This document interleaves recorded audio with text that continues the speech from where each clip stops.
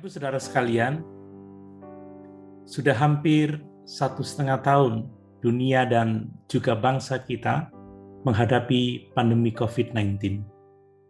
Sebelum gelombang kedua menghantam kita dengan varian Delta, kita bertahan dari kehancuran yang disebabkan oleh pandemi ini karena kita membangun pengharapan bahwa keadaan akan menjadi lebih baik. Kita berharap keadaan bisa normal kembali dengan berbagai macam usaha hebat yang mungkin dapat dilakukan oleh umat manusia. Kita berharap bahwa vaksin akan mengakhiri pandemi ini. Kita berharap pada penemuan obat untuk membunuh virus dalam tubuh kita. Kita berharap dan terus berharap pada banyak hal.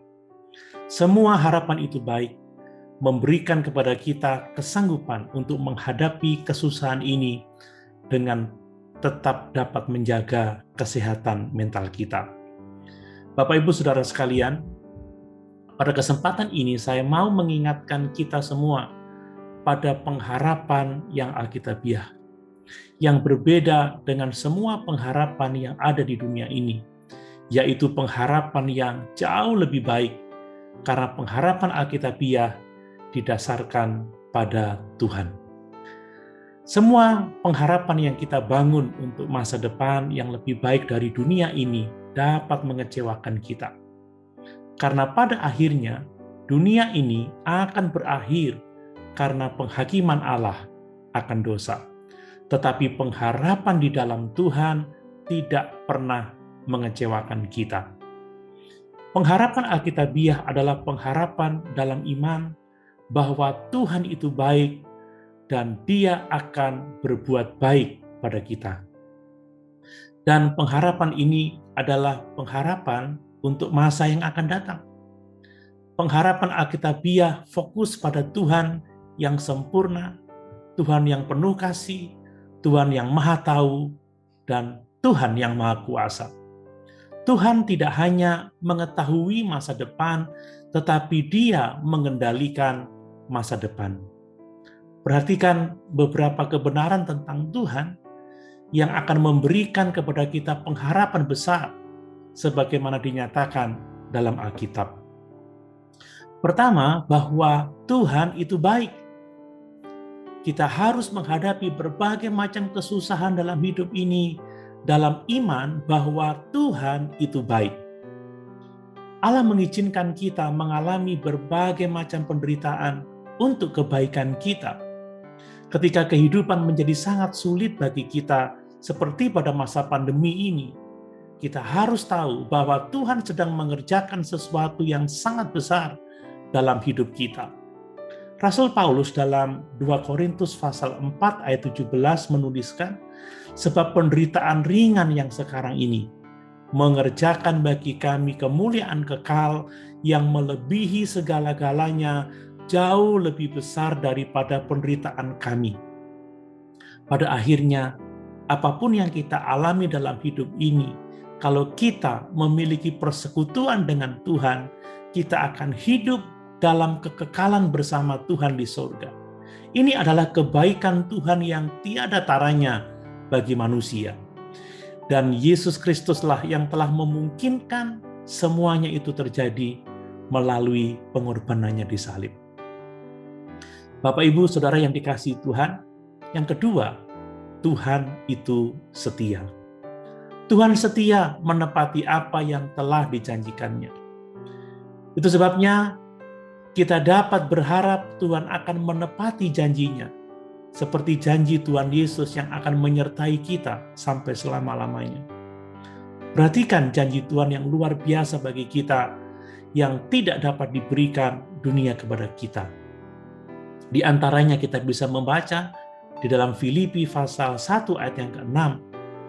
Akan hal ini aku yakin sepenuhnya, yaitu Ia yang memulai pekerjaan yang baik di antara kamu akan meneruskannya sampai pada akhirnya pada hari Kristus Yesus. Allah telah memulai pekerjaan penyelamatan bagi manusia. Itu pekerjaan baik. Dan Allah akan meneruskannya sampai pada hari kedatangan Kristus Yesus.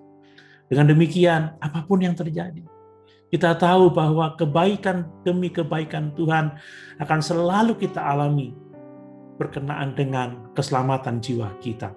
Kemudian dalam Roma pasal 8 ayat 28, Rasul Paulus menyatakan, kita tahu sekarang bahwa Allah turut bekerja dalam segala sesuatu untuk mendatangkan kebaikan bagi mereka yang mengasihi Dia, yaitu bagi mereka yang terpanggil sesuai dengan rencana Allah. Bapak, Ibu, Saudara yang dikasihi Tuhan, karena Tuhan sedang bekerja untuk membuat kita menjadi seperti Yesus Kristus. Dia menggunakan setiap situasi dan keadaan dalam hidup kita sebagai alat untuk mencapai tujuannya. Ketika kita membuka hati dan pikiran kita terhadap rencana Tuhan untuk menjadikan kita seperti Yesus, dan kita mau taat dan tunduk pada pimpinan Roh Kudus dalam prosesnya, hal itu akan memperkuat harapan kita bahwa masa depan kita akan berbeda dari masa lalu atau masa sekarang. Tetapi harus kita ingat bahwa menjadi seperti Yesus berarti kita harus benar-benar mengikuti Dia.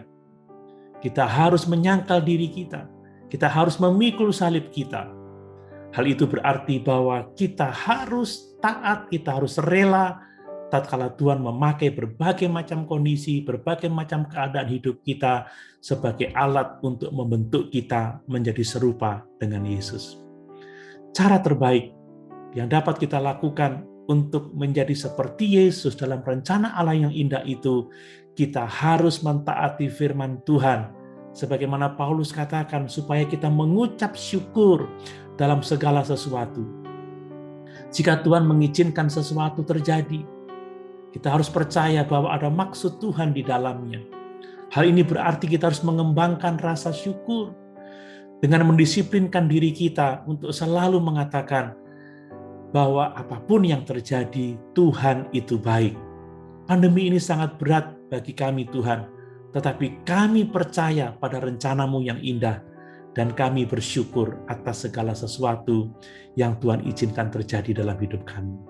Bapak, Ibu, Saudara yang dikasihi oleh Tuhan, mari kita mengetahui bahwa Tuhan itu baik, Tuhan itu setia, dan Tuhan bekerja di dalam kehidupan kita. Tuhan adalah pengharapan satu-satunya bagi kita.